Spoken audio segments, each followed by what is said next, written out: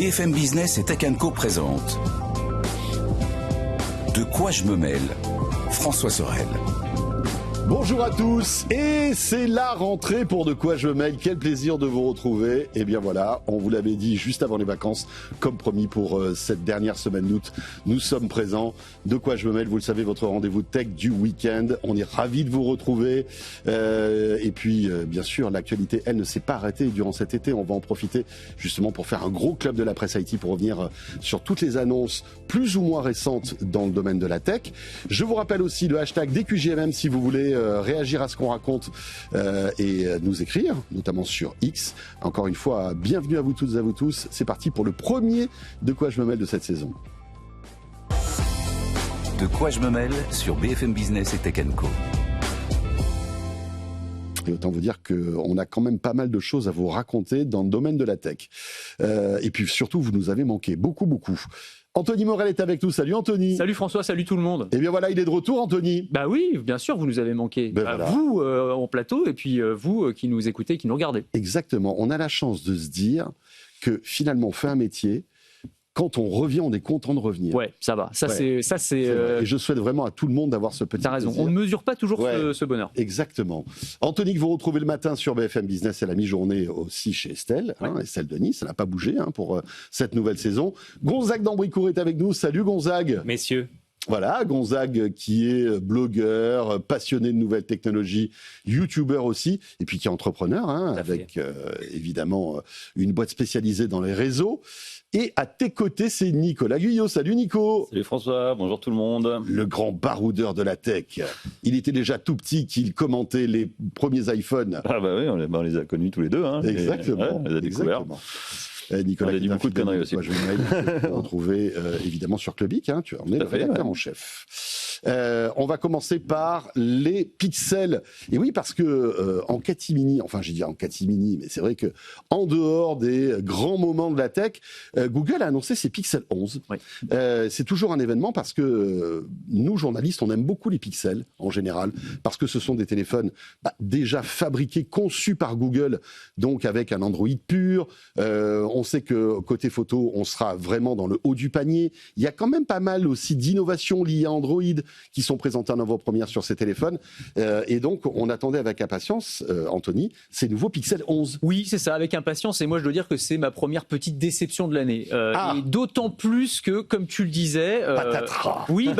Et je le dis en tant que fan de Pixel, parce que moi, je l'utilise, je le dis régulièrement dans l'émission, mais c'est mon téléphone de la vie de tous les jours. Ça fait plusieurs années, depuis le Pixel 4...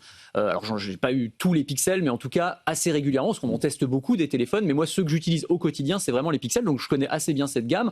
Et quand je dis déception, c'est pas tant l'appareil lui-même qui est tout à fait qualitatif. Il y a un très bon appareil photo. Tout est bien, si tu veux, c'est un bon appareil. Mais pour moi, l'amélioration par rapport au 10 est tellement minimale, si tu veux, j'allais dire même microscopique, que du coup, on se dit, pourquoi avoir sorti des Pixel 11, quoi? Fallait rester au 10 à ce moment-là. Parce que, alors, on peut jouer au jeu des 7 erreurs, tu sais. Et franchement, je te mets un 10 et un 11 côte à côte. C'est pas gagné. À part un ingénieur de Google, si tu veux. Même lui. J'exagère un tout petit peu, vous imaginez bien. Mais quand même, c'est-à-dire que si tu regardes un peu dans le détail, les différences, c'est quoi? C'est le même design, c'est le même poids à 5 grammes près. Alors si tu as une nouvelle puce quand même, tu as le Tensor G6, alors ça c'est vrai que c'est une amélioration. Avec notamment, encore heureux, monsieur. Oui, voilà, non, mais avec un TPU qui est plus puissant, donc pour les fonctionnalités IA, c'est beaucoup mieux. Très bien. Écran un peu plus lumineux, ok. Photo, amélioration à la marge, mais on est déjà tellement bien sur les photos des pixels que forcément, on peut pas non plus avoir des innovations extraordinaires. La recharge un peu mieux. La fonctionnalité dont on a beaucoup parlé est complètement gadget, c'est Highlight. C'est un truc, en fait, c'est une petite loupiote qui va s'allumer de couleurs différentes en fonction des gens qui t'appellent et qui va te montrer aussi que Gemini est en train de réfléchir. Bon, génial. C'est-à-dire que tu vas pouvoir savoir quel type de notification tu reçois par la couleur en fait de la LED qui est à l'envers du téléphone, à l'extérieur du téléphone. Pour moi, ce que fait Nothing d'ailleurs depuis quelques temps. Oui, il y en a plusieurs qui font déjà ça. Alors moi, en tant que propriétaire de Nexus et de... même sur les BlackBerry, Léa, qui est notre productrice, nous dit qu'il y avait ça. Moi, je m'en souviens pas. Non, mais le problème, c'est qu'effectivement, c'est là où Anthony a totalement raison. Cette version 11, en fait, on se demande pourquoi elle est là, quoi. Parce qu'à part augmenter de 100 balles à peu près tout, parce qu'ils augmentent de prix, là aussi on n'en a pas parlé, mais il y a une petite inflation à cause de la RAM, mais il n'y a rien, même tu soulèves le capot, le nouveau processeur, on a fait des tests. Sincèrement, ça apporte pas énorme. Ouais. Alors oui, par contre, effectivement, le processeur, visiblement, il a bien été conçu pour faire tourner de l'IA en local. Là-dessus, il est assez balèze. Mais à part les fonctions Android 17, alors par contre, oui, effectivement, c'est la vitrine Android 17. Hein, je dirais même que à certains égards, il y a une régression. Parce que d'après ce que j'ai compris, sur ce Pixel 11, il y a moins de mémoire vive que sur le Pixel 10. Oui, c'est ça. Je ne sais pas si vous avez suivi ce truc-là. Ouais. On est dans une surenchère du coût de la mémoire. La shrinkflation technologique, c'est ce et Google s'est dit, vous savez quoi, on va enlever quelques gigas de RAM. Personne va le voir. Hein, on va faire ça tranquillou bilou. mais ça, on l'avait prédit, hein, parce qu'on en a parlé assez souvent de ce Ramageddon, ou l'apocalypse de la RAM un peu là, et on avait dit l'une des modalités pour ne pas avoir à faire exploser les prix, ce sera de nous proposer le même produit avec un petit peu moins de mémoire vive, en ne disant rien, ou en tout cas en partant du principe que 90% des gens vont pas forcément regarder cette caractéristique-là, et ils vont payer le prix. Et c'est exactement ce qui se passe. Et moi, je pense que là, Google le fait, mais en fait, tout le monde va le faire. Enfin, beaucoup de fabricants. Alors, ils compensent avec plus de capacité de stockage. Ça, c'est vrai. Voilà. Non, il faut le dire aussi, il faut être honnête. Voilà, mais tu vois, parce que d'après ce que j'ai compris sur le 10, il y avait 16 gigas de RAM. Là, on passe à 12. Alors, c'est confortable, certes. Mais enlever ces 4 gigas, est-ce que dans certains usages assez intensifs du téléphone, tu vas pas commencer à avoir des ralentissements, tu vois? C'est la question que tu peux te poser. S'il y a un an, ils avaient estimé qu'il fallait 16, comment ils peuvent expliquer aujourd'hui que 12 suffit? Mais on passe d'un monde où la RAM coûtait que dalle, où tu pouvais en mettre, sincèrement, même nous on rigolait de temps en temps, tu avais des configs où tu avais beaucoup de RAM et elle n'était pas utilisée, à un monde où tout coûte cher. Donc en fait, il faut vraiment, le moindre giga, il est mesuré, et je pense qu'ils ont été plutôt intelligents. S'ils sont descendus à 12, ils auraient pu descendre encore plus, ils auraient pu descendre à 10 ou à 8. Mais là, je pense que ça aurait fait quand même du bruit. Regarde. À ce moment, ça se voit. Non, mais ça se voit, mais regarde Apple. Apple qui a toujours été chiche sur la mémoire vive, donc c'est compliqué. Et par contre, je trouve que c'est bien, c'est qu'ils ont augmenté la capacité de stockage. On passe à 256 gigas. Voilà. Les capteurs photo, pareil, c'est pas la folie non plus. On est toujours sur à peu près les mêmes capteurs.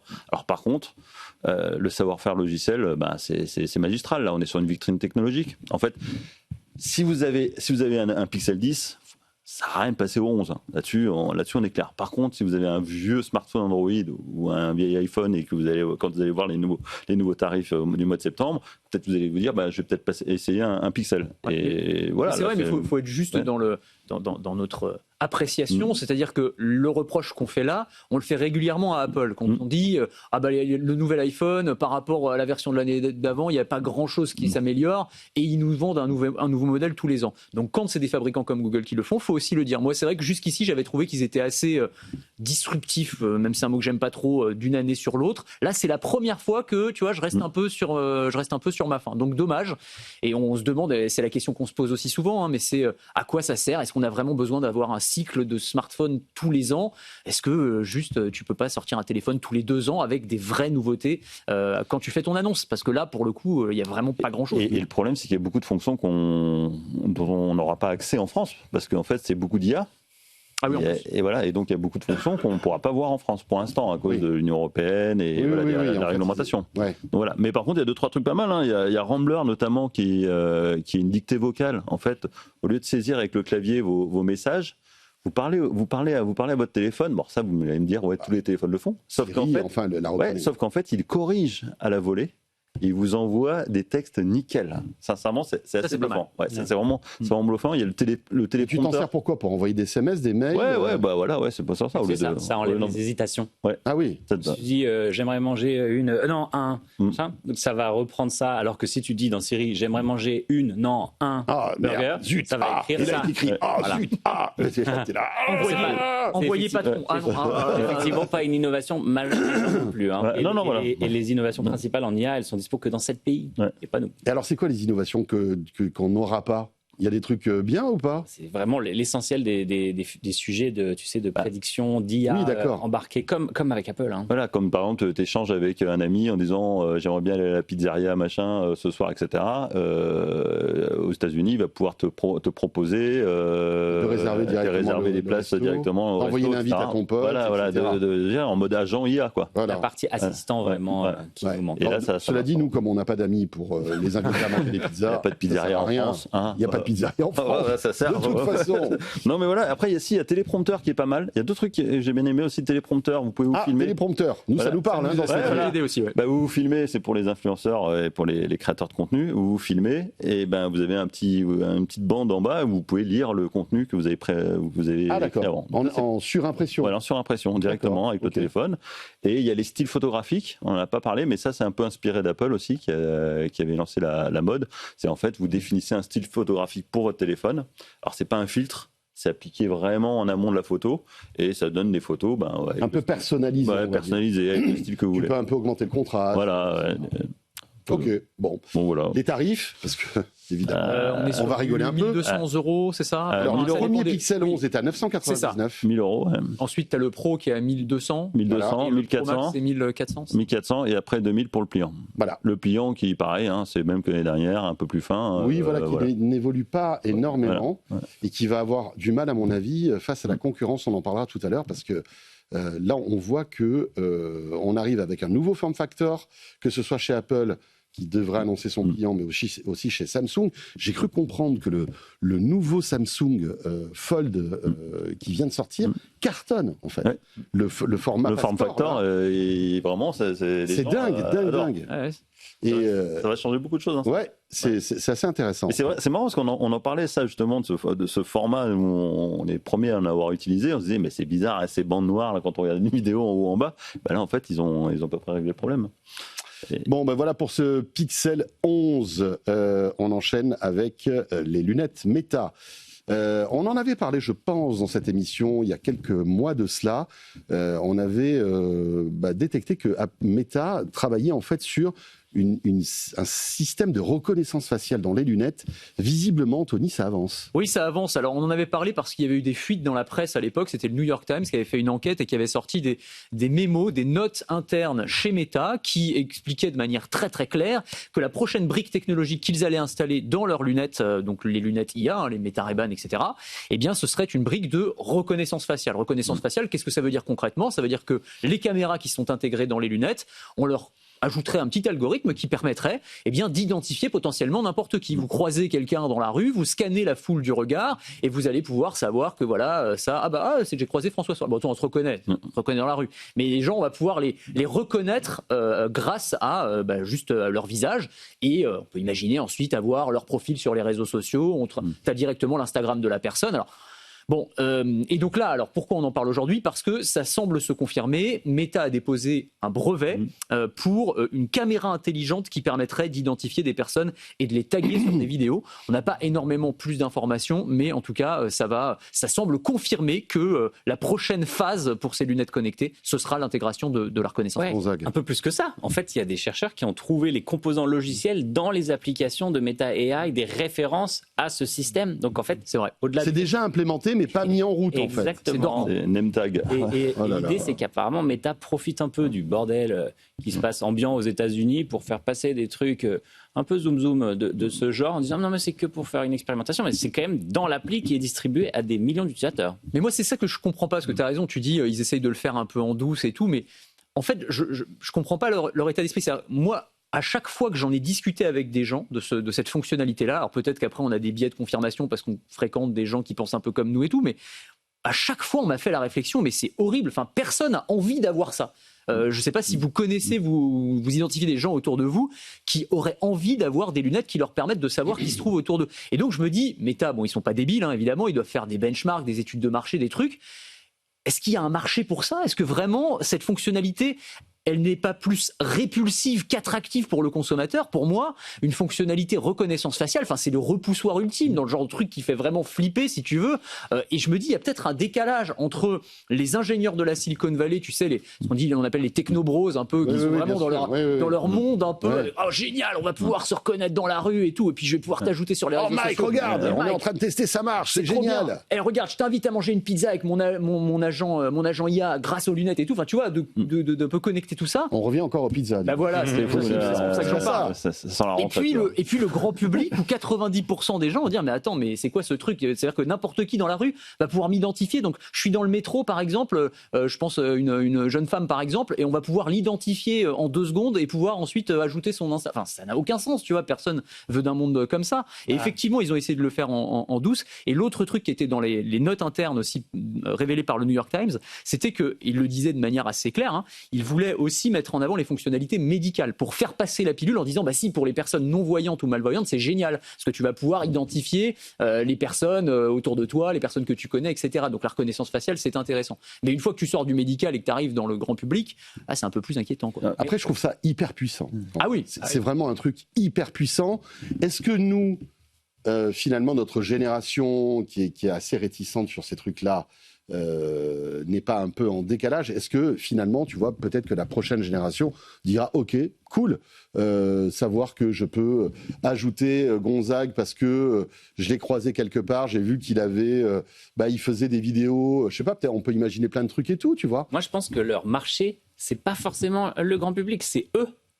En fait, c'est ça qu'on oublie, c'est que le marché, c'est Meta. Ouais. Meta, Facebook, en douce, pendant des années, et qu'ils le font encore, bien sûr, ils ont créé ce carnet d'adresses de l'ombre qui permettait pour eux de savoir à qui tu étais connecté, qui étaient tes amis, parce que tu déversais le carnet d'adresses de ton téléphone dans leur app, et même si tu n'ajoutais pas quelqu'un sur Facebook, ils savaient que tu étais connecté à cette personne, tu avais son numéro. Et ils ont construit avec ça une gigantesque base de données. Il faut se rappeler aussi qu'ils ont quand même acheté une société de VPN pour observer le trafic et les applications qui étaient très utilisées. Donc, leur intérêt, c'est plutôt souvent le leur que le nôtre. Ouais, tu penses qu'en fait, c'est lié à leur modèle économique de base qui est de vendre de la pub. Et donc, en gros, ils veulent en savoir toujours plus sur toi. Et là, le fait de pouvoir savoir qui tu croises, à quel moment et à quel endroit, finalement, ça va être une base de données qui est... Meta, c'est vrai aussi. Meta, c'est une des plus grosses bases de données sur les gens au monde. Tu n'as pas besoin d'avoir de caméra pour ça, en fait. En fait, c'est ça que moi, je ne comprends pas. Parce qu'en fait, la caméra, tu as un côté surveillance. Tu as un côté, j'ai vu. Alors, si tu fais du géofencing, si tu fais tu peux faire la détection par géolocalisation. Tu passes à côté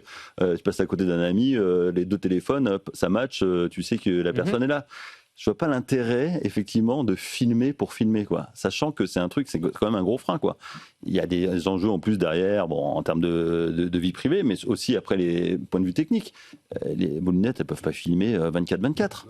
Donc voilà. Donc en fait, à un moment, je sais pas, à part servir en Chine ou la Chine, moi, je me souviens, on fait une chronique il y a 10 ans de ça où la police testait des lunettes avec leur reconnaissance faciale intégrée. Donc peut-être. Mais je crois que toutes les caméras publiques en Chine les caméras, oui, totalement, ont un logiciel de reconnaissance. Ont de la reconnaissance faciale, absolument. C'est clair, on sait que tu es passé à tel endroit, on sait qui tu es, d'où tu viens, et ce que tu vas faire, plus ou moins. Et ça arrive dans pas si longtemps chez nous, parce que les Jeux Olympiques, etc. Oui, il y a eu des dérogations. Des dérogations qui sont prolongées. Oui, mais c'est pas de la reconnaissance faciale. Non, c'est de la détection algorithmique. Voilà, c'est pas détection de pas pareil. Ouais. Non, alors je me demande pendant les JO s'il n'y avait pas certaines caméras qui, justement, en termes de sécurité, pour essayer de combattre le terrorisme, il n'y avait pas de la reconnaissance faciale. Je crois pas. Moi, de ce que j'avais compris, c'était, comme le disait Gonzague, c'était la détection de certains comportements anormaux au sein d'une foule ou alors un bagage abandonné ou ce genre de choses. Ça, les caméras sont capables de le faire. Et effectivement, les expérimentations se sont multipliées. Mais la barrière avec la reconnaissance faciale, qui est complètement interdite dans l'espace public en France. Peut-être qu'ils avaient activé ça et qu'ils ne nous l'ont pas dit. Peut-être qu'à certains moments spécifiques, parce que c'est au point depuis de très nombreuses années. Après, ça, on peut avoir le débat. Moi, ça ne me choque pas plus que ça. Non, moi non plus. Après, ça dépend du cadre. Mais tu vois, la reconnaissance faciale pour détecter des personnes qui sont recherchées par la police, par exemple, ce serait pas complètement délirant de se dire que quand tu as un événement sportif, tu puisses détecter des gens qui sont potentiellement dangereux. Bon, après, ça, c'est un autre débat. Oui, c'est un autre débat. Ce qui est sûr, c'est que la CNIL, quand elle va entendre parler de ces lunettes, alors là, si ça doit arriver en France, je pense que les mecs vont faire une crise cardiaque. Jamais ça sort en France. Mais il y a déjà des États aux États-Unis où les gars, ils commencent à porter plainte là-dessus, sur le port de lunettes dans l'espace public.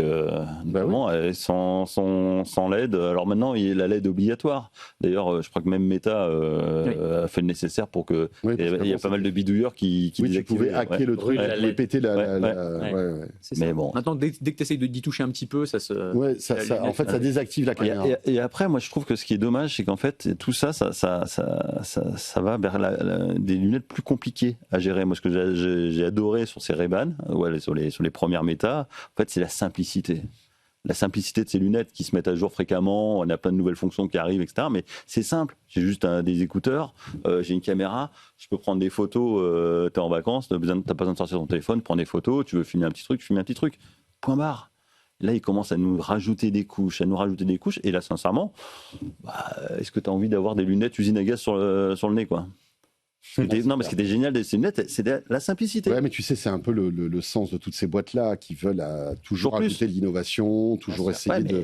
Et puis, il y a le business, comme tu le disais, derrière tout ça. Le business, tu as le côté compute portable, enfin wearable devices qui embarquent. C'est ce que fait Apple avec le Vision Pro. C'est pas le même produit, tout ça, ça converge. Et puis, il ne faut pas que ce soit repoussoir, quoi, en fait. C'est ça le truc. Et puis, je vous rappelle que toutes ces données qu'on capte, qui vous dit que Meta ne s'en sert pas aussi pour améliorer ses LLM, toute son IA. Je vous rappelle toute la data filmée par les lunettes. Bien sûr, je vous rappelle que l'ère de la robotique va bientôt arriver. Imaginez un peu la valeur qu'ont toutes ces données quand on marche, quand on manipule des choses, quand on photographie, etc. Je rappelle qu'aux États-Unis, aujourd'hui, tu as quand même des boîtes d'IA qui te proposent de venir faire le ménage chez toi.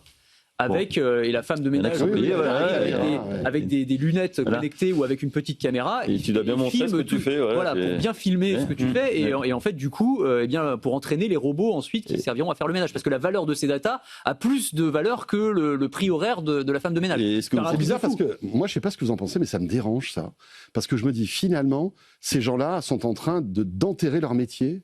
Finalement, oui, tu contribues à ta propre disparition. Tu contribues à ta propre disparition. Je suis pas sûr qu'ils aient beaucoup le choix en fait.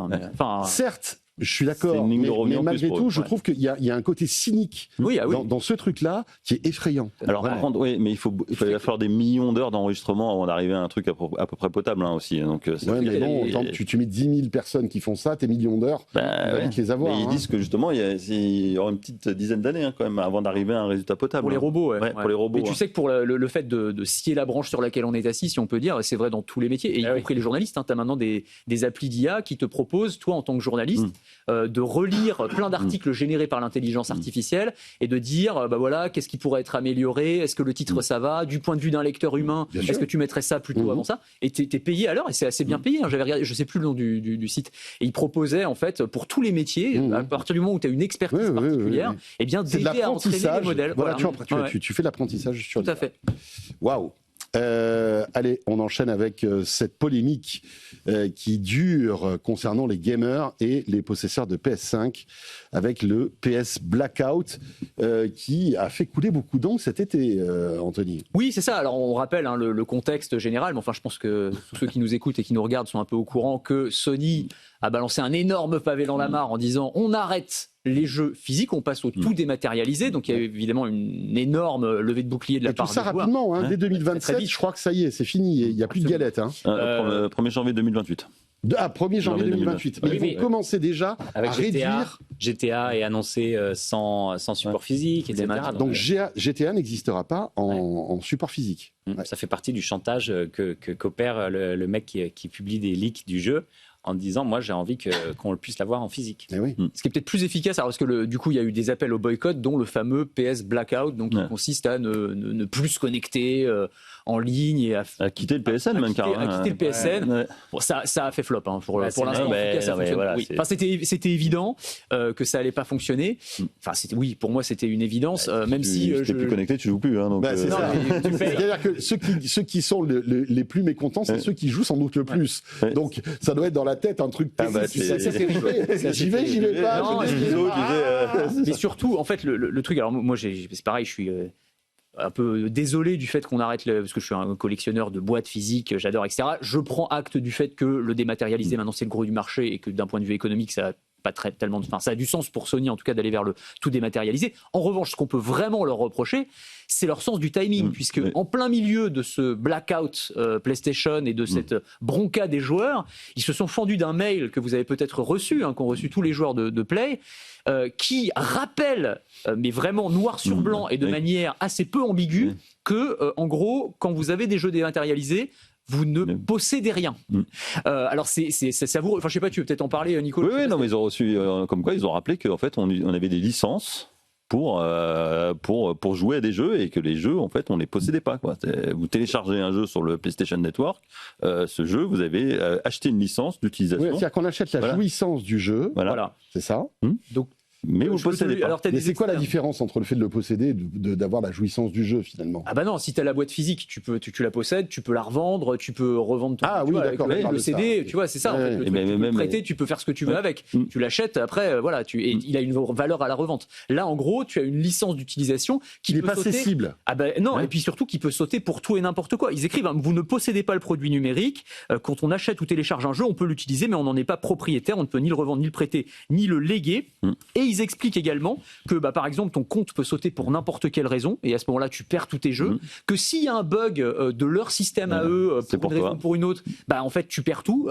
Ils ont, alors s'ils font une énorme erreur, ils peuvent te rembourser, mais au maximum je crois c'est une centaine d'euros. Donc toi tu as monté une bibliothèque de jeux, tu as payé 2000 balles, 10 000 euros de jeu, tu vas avoir 100 balles et tu récupères 100 euros. Et en fait à la limite j'allais dire, on le sait, si tu veux. On sait, on est au courant globalement de ce truc-là. Personne ne lit les conditions générales d'utilisation, mais on est au courant. Simplement, c'est le timing. Sens du timing, quoi. Juste, incroyable. Tu te dis, est-ce que les équipes de communication discutent avec les équipes juridiques pour, en plein milieu, alors que vraiment tout le monde est vraiment à vif sur cette question, envoyer le mail en disant, au fait les gars, les jeux là, vous les possédez pas. Non mais c'est terrible, c'est vraiment. Non mais t'as l'impression d'avoir un pion, tu sais, qui a une classe dissipée qui arrive et qui tape du poing sur la table en disant c'est moi le boss. Ok, d'accord, on a compris, mais le problème, voilà. Et là il commence à se prendre des bouts de craie, le gars. Je pense que ça continue comme ça, ouais. Mais effectivement, en fait, ils veulent aussi se dédouaner s'il y a des problèmes, même avec leurs partenaires. Il suffit qu'un éditeur coupe un serveur et que le jeu soit plus accessible en réseau, par exemple.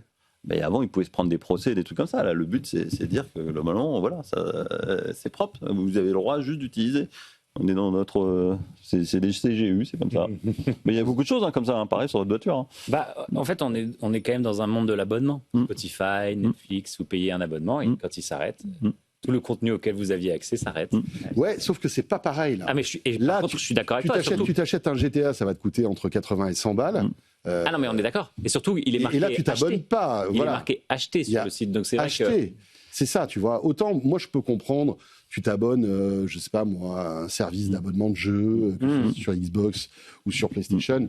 Tu t'arrêtes de payer, ça fait partie du jeu. Bien sûr, là, tu payes un prix unitaire pour un jeu versus. Et on est tous d'accord. Et en fait, ce problème existe depuis longtemps, comme vous l'avez dit, puisque sur des plateformes comme l'App Store, etc., parfois, tu peux avoir acheté une app, ne plus pouvoir la retélécharger, ou d'ailleurs, même si elle est juste plus mise à jour, tu pourras pas en bénéficier sur ton nouvel appareil. Si on te ferme ton compte, tu perds tout. Tu avais eu même à l'époque, je me souviens, des MP3 de l'iPod où il y avait eu des histoires de gens qui voulaient léguer leur discothèque MP3 et qui n'avaient pas pu le faire, par exemple. Donc en fait, dès que tu achètes un produit numérique, en réalité, c'est ça. En fait, il faudrait même pas utiliser le mot acheter parce que là, on sort de la définition. Tu n'es plus propriétaire en fait. Et si on y pense, en France, on se fait vraiment triplement avoir parce qu'on paye quand même le droit à la copie privée dont on ne peut pas du tout bénéficier. C'est clair. Ouais. Voilà pour cette petite anecdote PlayStation. Et puis je vous rappelle qu'il y a la PS6 qui devrait arriver. Alors je sais pas quand, mais elle est retardée. Ça va pas arranger tout ça, à mon avis. Ouais, en fait, normalement, devait arriver vers 2028-2029, mais vu le prix de la mémoire vive, là, en fait, les gars, on fait tous des simulations, on se retrouvera avec des consoles de salon à 1000 balles minimum. Ouais, ça veut dire que la PS5 aura 10 ans, en fait. Ah ouais, elle aura une durée de vie de 10 ans, ce qui est quand même incroyable. Hein. Inédit, ouais. Après, un cycle de vie très long. Normalement, c'est des cycles de vie 7 ans. C'est 7 ans, je crois. Alors après, ils sortent des PlayStation. La PlayStation 5 Pro. Il y a des nouvelles technos comme le DLSS qui permettent d'avoir plus d'images par seconde ou une meilleure définition sans faire trop travailler le processeur graphique. Il y a le cloud qui va pouvoir aider. En fait, il y a plein de choses. C'est-à-dire qu'en fait, si cette crise de la mémoire vive continue. Ils ont de quoi encore mettre en. Ils peuvent mettre plus ou créer peut-être une console avec peut-être moins de mémoire vive Ils vont faire peut-être comme Google. Ils peuvent appeler voilà, Google. Hein. Voilà, mais avec des composants qui vont permettre d'avoir des performances grâce à l'IA, notamment. Ok. Voilà. On va revenir dans un instant, les amis. On a encore plein de choses à vous raconter. Vous savez qu'il y a un robot Aspi en ce moment qui cartonne aux États-Unis, qui paraît-il est au top du top. On va en parler dans un instant. Et puis, bien sûr, les rumeurs concernant les nouveautés Apple qui vont pas tarder à arriver.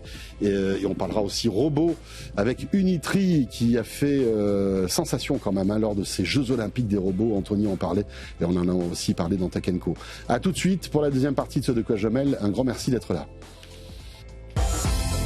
De quoi je me mêle sur BFM Business et Tech & Co.